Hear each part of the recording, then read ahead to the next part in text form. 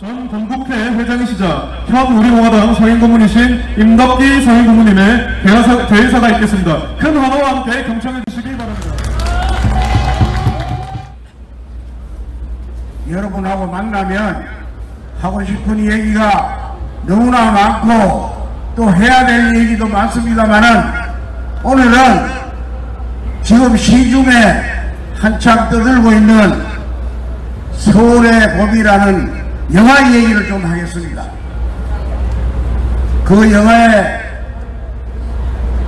내용을 확인하기 위해서 극장에 가고 싶은 마음도 있었지만 보나마나 이미 역사를 왜곡하고 진실을 반대로 뒤엎은 영화가 아니겠느냐 그렇게 생각하고 저는 극장에 안 갔습니다.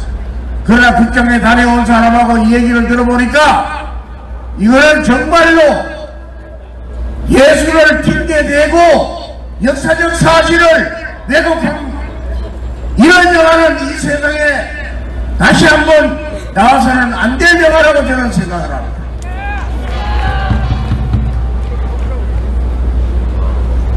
수도방위 사령관을 했던 장평한 장군을 영웅으로 만들고 애국자로 등급시키고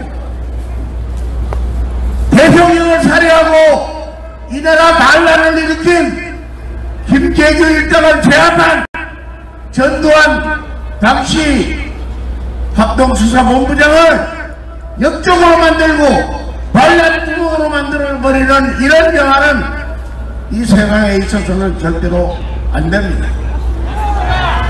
국민 여러분께서 이 진실을 바로 알고 심판을 해야 전두환 장군 한 사람을 군사 반란 쿠데타의 주동자로 만들기 위해서 툭하면 하나회를 들고 나옵니다. 하나회가 군 내부에 침묵해라는 것은 부정할 수 없는 사실입니다. 그러나 이 하나회가 처음에 생겨날 때 이 나라는 안보가 제일로 중요하기 때문에 육군사관학교에서 정식으로 군사학을 공부한 선후배들이 그 중에서도 정말 애국정신이 뚝전한 사람들이 침묵단체를 만들어서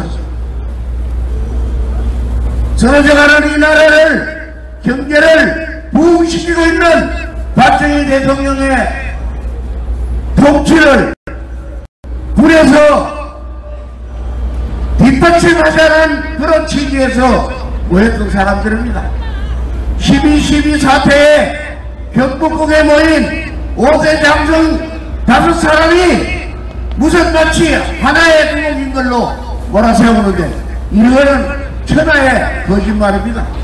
거기 하나의 출신은 전두환 장군하고 노태우 장군 이외에는 다 비하나의 출신이에요. 한영시 대장이나 장유원 중장이나 유학성 중장이나 그 사람들이 일선지휘관에 있지도 않고 당시에 부자리에 안 있으면 유학성 장군 같은 경우는 국방부의 군수차관 보로 있었습니다. 군병력을 지휘할 수 있는 위치에 있지도 않았어요. 쿠데타를 일으킬 만한 병력을 가지고 있지도 않았습니다. 그런데 장평환이를 수도방위 사령관으로 임명한 사람이 정승화 참모총장입니다. 정승화는 군경동에서 김정일과 박정희 대통령에게 총을 쏘을 때 그 옆자리에 있었던 사람입니다. 그 사람이 자기의 죄를 덮기 위해서 수방사령관은 공정한 사람을 보내가지고 수방사는 대통령을 지키는 부대인데 대통령을 지키지 못한 원인이 어디 있었는지 분석을 하고 누가 잘못했는지 가려내야 될 텐데 그걸 하지 않고 오히려 정승환을 수사해야 되겠다는 사람들을 역적으로 몰고 있는 그 앞잡이 노릇을 했습니다.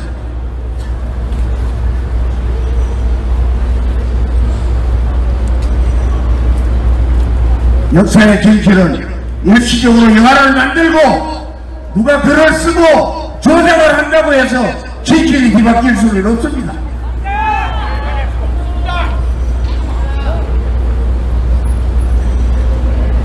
전두환이를 잡으려고 전두환 대통령에게 뒤집어 씌우려고 5.18에 민주환경을 타락한 두목이 전두환이라고 계속 웃기고 있습니다. 그런데 중간에 있는 우리 국민들이 그 진실을 알아야 되는데 그냥 내가 전두환이 가족도 아니고 뭐 가만히 있으면 되지 않겠나 뭐 이렇게 생각하는 모양인데 이희성 당시 계엄사령관이 전두환 대통령이 대통령으로 있을 때 이야기한 게 아니라 전두환 대통령이 군사 쿠데타로 형무소 갔다 온 이후에도 이 양반이 개인적으로 얘기한 것도 아니에요. 방송에 나와가지고 5.18에 대한 책임은 당시 계엄사령관인 나에게 있다. 전두환이는 지 라인에 있지 않았기 때문에 5.18하고는 아무 관련이 없다. 분명히 얘기를 했습니다. 그럼 그걸 믿어야죠. 만약에 저런 이희성 장군을 굉장히 존경하는 이유가 우리 허평한 장군 고향의 이웃마을 사람이에요. 허평한 장군도 바른 길을 가지만은 이희성 장군도 바른 길을 가는 분이기 때문에 제가 존경합니다.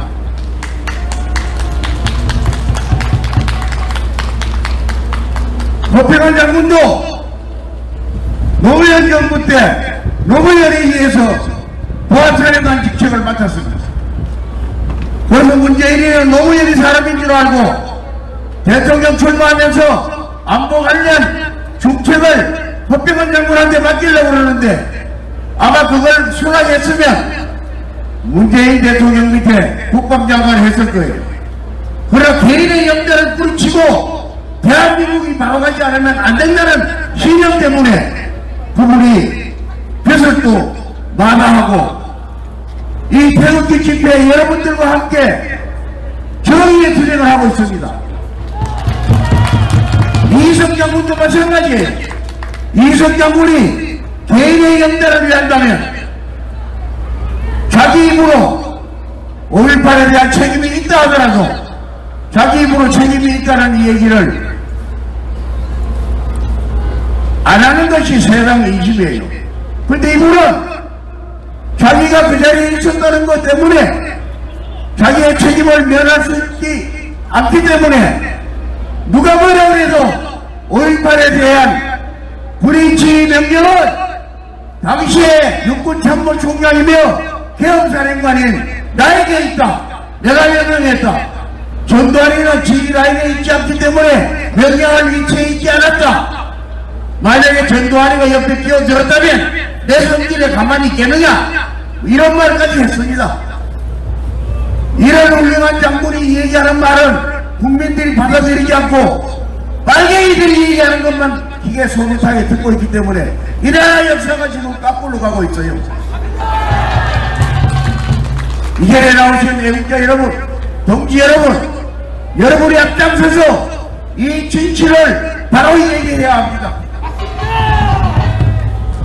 장태환이는 김재규하고 같이 정성화와 함께 공무까지는 안 했다 하더라도 우리 대통령을 경호하는 부대 사령관으로 왔으면 당연히 전임 사령관이 어떻게 해서 대통령이 사살당하도록 그냥 박치했는가 조사를 해야죠.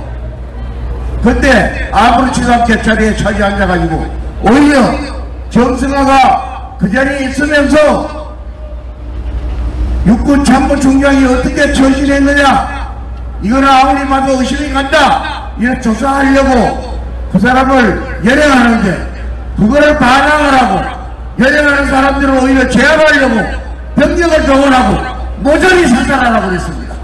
모조리 누구를 사살합니까?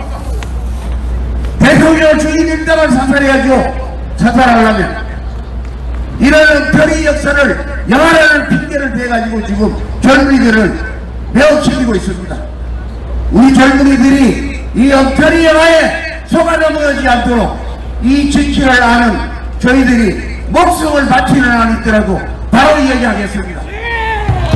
저는 12.12 현장에 함께 했던 사람입니다. 그리고 노태우 장군이나 전두환 장군이 영남 장교 때부터 친구로 지냈습니다. 나이는 저보다 선배지만은 친하게 지냈습니다. 그래서 그분들이 무슨 얘기를 하는지 뒤에 앉아서 뭐를 걱정했는지 차차치 저는 알고 있습니다. 그 사람이 대통령 하고 싶은 생각 없었습니다. 대통령 떠밀려서 한 거예요.